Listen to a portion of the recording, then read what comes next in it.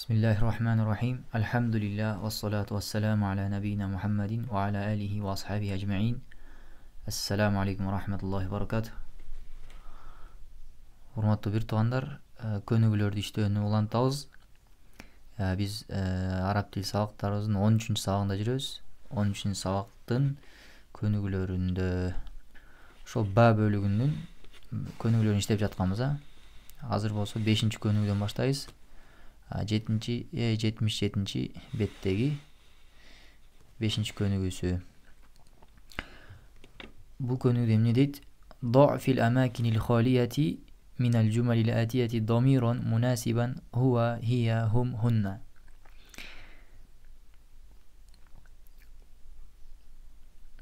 Төмөндөгү сүйлөмдөрдүн бош жайларына ылайыктуу домир кой дейт.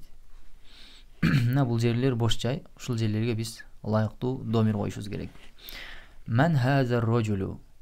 Бул киши ким? Мударрисун дейт, мугалим. Эми биз ал мугалим деп домир алып келишибиз керек. Кайсыл домирди алып келебиз? Туурасы туандар хуаны алып келебиз. Себеби ар-роджул бир киши жөнүндө сурап жатат. Айна толибату. Окуучу кыздар каякта? Фил фасли класста экен, алар класста дешибиз керек. Ат-толибат 3 жанынан көп кыздар жөнүндө сурап жатат. Демек хунна.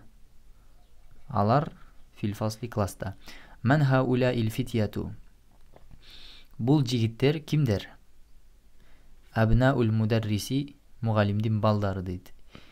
Демек аль-фития көп жигиттер жөнүндө сурап жатат. Эмне дейбиз? Хум. Алар абнаул мударриси, мугалим балдары. Айна толибатул жадидату. Жаңы окуучу кыз каякта? Фил мактабати, китепканада экен. Ага эмне дейбиз? Хия. Фил мактабати, китепканада. Себеби бир окуучу кыз жөнүндө сурап жатат да. Хия болот. Мен хаула иннасу. Бул адамдар кимдер? Жоксо бул инсандар кимдер? Худжажун минал хинди.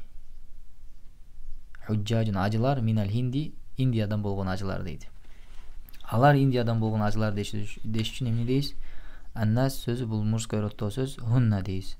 Кечиресиздер, хум. Хум худжажун минал хинди. Алар Индиядан болгон ажылар. Айна тобибату. Дарыгер айымдар каякта? Фи мусташфал виладати. Төрөт үйүндө дейт. Демек 3 жанынан көп дарыгер аялдар жөнүндө болуп жатат да, сурап жатат. Эмне дейбиз? Хунна. Булардын бардыгы туандар домирлерди жакшы билсек эле оңой эле жооп берип кете беребиз. Алар төрөт үйүндө. Мен хазал валаду лази хаража мин байтик. Мен хазал валад. Бул бала ким дейт? Кандай бала? Аллази хаража мин байтик. Сенин үйүңдөн чыккан бала. Ибну ахи, байкемдин баласы дейт. Демек бир бала жөнүндө сурап жатат, ал-валад. Не дейсиз? Хуа. Ал ибну ахи, байкемдин баласы. Мин айна хаула ид-дуюфу. Бул меймандар кайдан? Минар рияды, эр-рияттан дейт. Демек ад-дуюфтар жөнүндө сурап жатат, эмне дейсиз? Хум. Хум минар рияды. Алар эр-рияттан болот. Мин айна хаула ил-мумарридату. Бул медайымдар кайдан? Медайымдар жөнүндө сурап жатат. Демек кайсыл домирди алып келебиз? Хунна. Хунна минал филиппин. Алар Филиппинден болушат. Мен хазихил фатату. Бул кыз ким? Аль-фата жөнүндө сурап жатат. Демек хия. Хия бинтул. Бул жерди карап көрсөңүздөр туугандар мына. Мим, дал, ро, син, та тамгасы турат. Бул жерди аль-мадраса мектеп десек да болот, аль-мударрисату, аль-мударриса мугалим аял десек да болот. Кайсынысын кылабыз? Кандай аракет беребиз буга? Ушундай да туугандар, бул жерде сүйлөмдүн маанисин түшүнүп турган аракетин беребиз да туугандар. Карасаңыздар, бул мектептин кызы дей албайбыз да, ал мугалимдин кызы дейбиз. Ошондуктан аракетин өзүбүз мударрисати деп коебуз. Араб тилинде көбүнчө ушундай аракети жокторду ушинтип маанисине карап коюлат да туугандар. Hati cem'al esma'il atiye, келерки ысымдардын көптүк түрлөрүн алып кел дейт.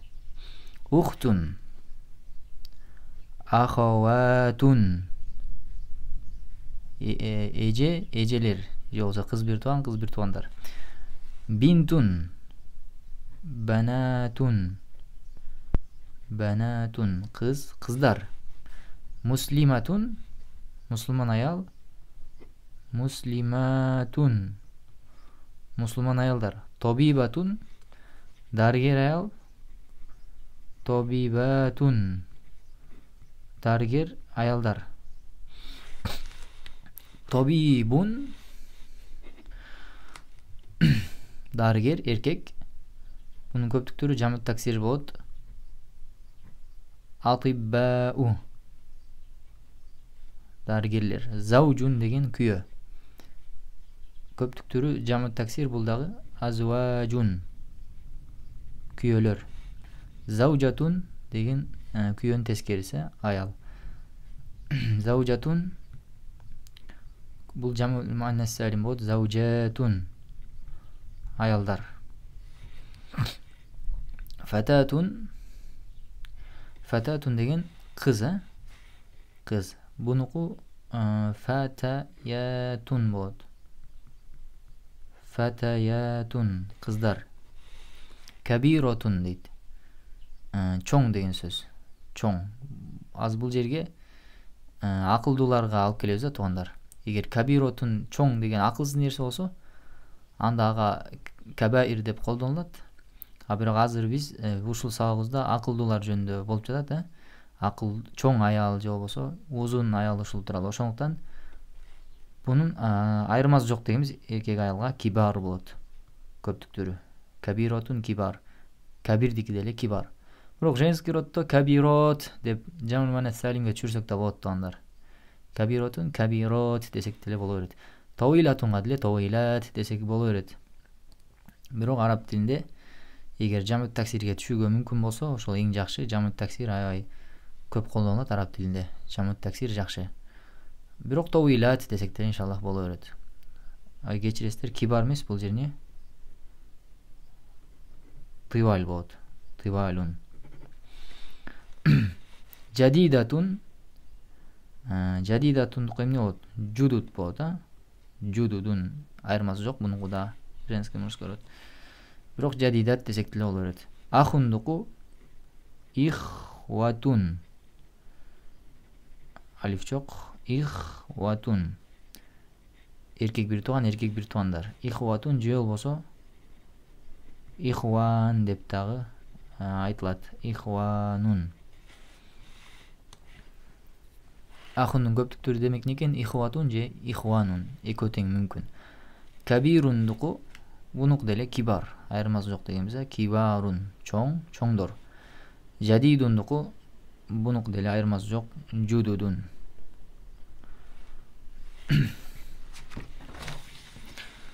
Кийинки бетте асмаул ишарати лил кариби дейт. Жакынга иштетилчү ишара ысымдары. Бул китепте туугандар ишара ысымдарын бөлүп бизге түшүндүрүп жатат. Мына азыр көптүк түрлөрүн коштук деп жатат да. Мурда хаза, хазиги деп келе жатканбыз, азыр хаула кошулду дейт. Бул ишара ысымдарды биз толук эле өткөнбүз. Ошол жактан кайталасаңыздар болот. Хаза толибун. Бул окуучу, эркек окуучу. Хазихи толибатун. Бул окуучу кыз. Демек мужской родко хазаны, женский родко хазигини колдонот экенбиз. Бирдик сүрөтүнө. 3 же андан көп болсо айырмасы жок дегенбиз. Хаулаи туллабун. Булар эркек окуучулар. Хаулаи толибатун. Булар окуучу кыздар. Ал калиматул жадидату. Жаңы сөздөр. Аззаужу. Бул жимди койгону, бул жам дегенде көптүк түрү. Азважун. Күйөлөр. Аззаужу күйөө, азважун күйөлөр. Ал мар'ату көптүк түрү нисаун. Ал мар'ату деген бир аял. Нисаун деген аялдар. Ал мар'ату бизге түшүндүрүп жатат. Ал мар'ату бидуни ал имраатун дейт. Эгер алиф лам менен жазсак мар'атун деп жазабыз болот да. Ал мар'a. Biduni ali alif lamsız imraatun deb mындай сүрөттө жазылат. Qaribun деген жакын деген сөз, баидундун тескериси. Мына бул жерден жим бөлүгү башталат. Жим бөлүгүн кийинки сабакта бул кыска текстин окуп көнүгүүлөрүн иштейбиз. Азыр болсо ушул жерден токтойбуз. Валлаху алам. Ва саллаллаху ва саллама аля набийина Мухаммадин ва аля алихи ва асхабихи ажмаин.